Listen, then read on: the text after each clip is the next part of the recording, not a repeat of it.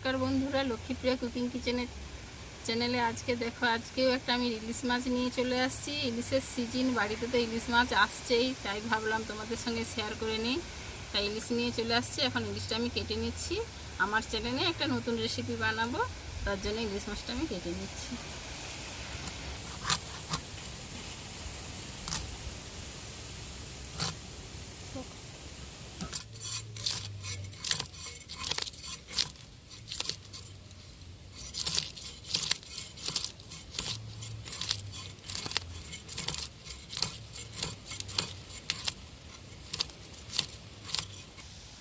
আঁশগুলো তুলে নিয়েছি, এবার আমি বালতিতে ধুয়ে দেবো। আগের ভিডিওতে দেখিয়েছি যে এইভাবেই আমরা ইলিশ মাছ কাটি, তোমরা কে কীরকম কাটো জানি না, তো আবারও দেখাচ্ছি। এইভাবেই আমি ছালটা তুলে ভালো করে বালতিতে জল নিয়ে আসছি, মাছটা ধুয়ে নিচ্ছি।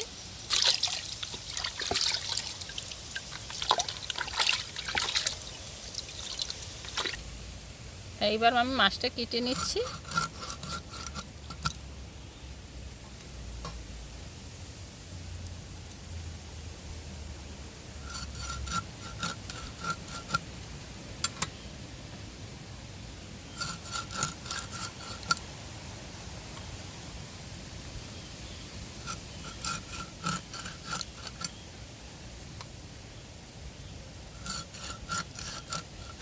মাছটা আমি পিস পিস করে নিয়েছি সব। এবার আমি মাছটাতে নুন আর হলুদ মাখিয়ে নিচ্ছি। এবার নুন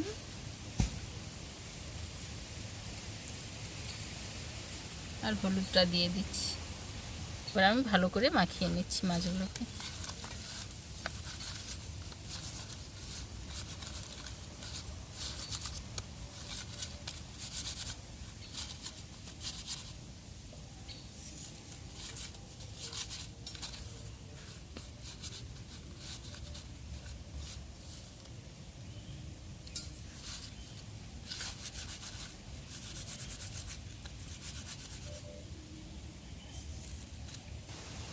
নুন আর হলুদটা মাখানো হয়ে গেছে। এবার মাছের আমি মশলাগুলো রেডি করে নেব।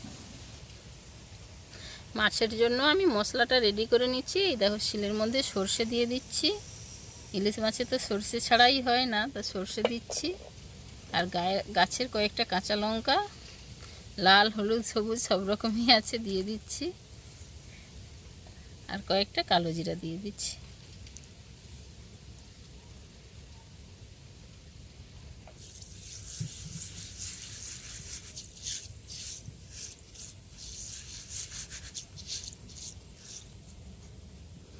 সর্ষেটা তো আমি বাটিয়ে ধুয়ে নিইনি, তাই শিলেই একটু জল দিয়ে, সর্ষেটা একটু জল দিয়ে ধুয়ে নিচ্ছি। আর আমি মশলাগুলো সব বেটে নিচ্ছি।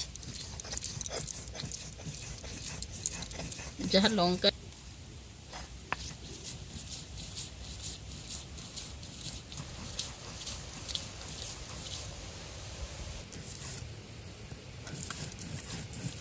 মশলাটা বাটা হয়ে গেছে।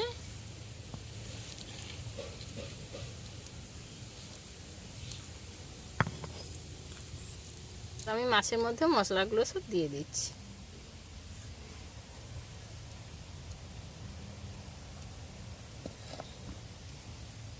এবার আমি মাছটা মাখিয়ে নেব। আবারও একটু হলুদ দিয়ে দিচ্ছি আর নুন দিয়ে দিচ্ছি আর বেশ কিছুটা সর্ষের তেল দিয়ে দিচ্ছি। দিয়ে এবার মাছটাকে আমি ভালো করে মাখিয়ে নেব।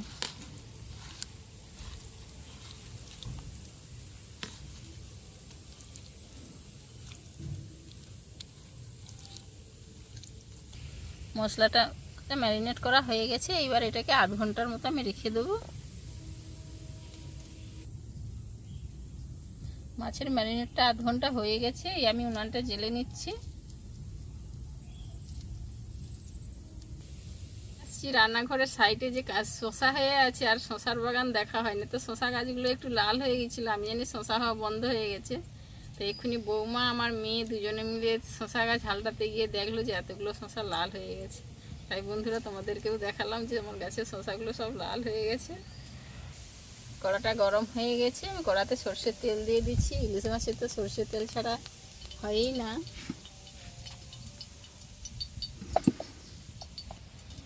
দুটো কালো জিরা ফোড়ন দিয়ে দিচ্ছি। এবার আমি কড়াতে মাছগুলো দিয়ে দিচ্ছি।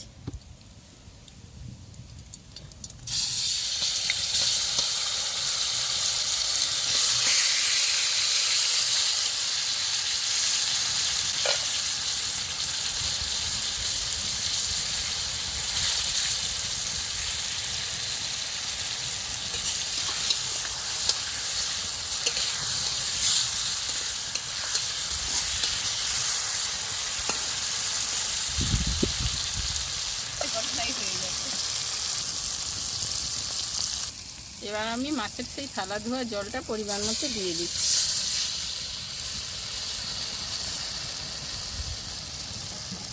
ঘর থেকে ঢাকনাটা আনতে ভুলে গেছি, তো মাছটা তো ঢাকনা দিয়েই রান্না করতে হবে, তো এই থালাটাই আমি ঢাকনা দিয়ে দিচ্ছি। ঢাকা দিয়ে খুব হালকা আঁচে বেশ কিছুক্ষণ ফুটিয়ে নেব।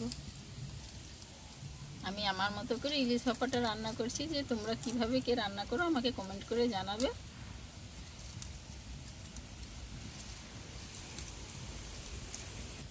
আমি একটু খুলে দেখেছিলাম, তারপরে উপর থেকে কাঁচা লঙ্কাগুলো দিয়ে দিলাম, আবারও ঢেকে দিচ্ছি।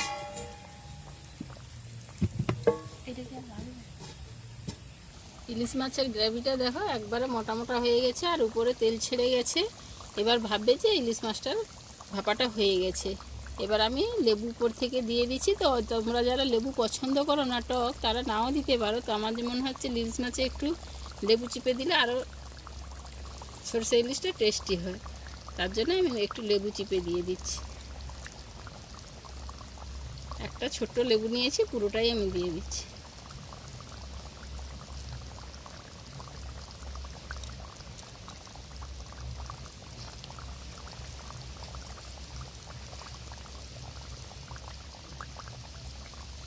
দিয়ে নেড়ে নেব।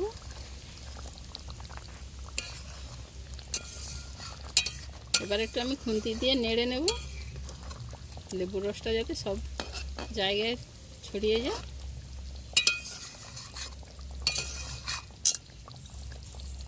এবার আমি সরষে ইলিশটা থালাতে ঢেলে নিচ্ছি।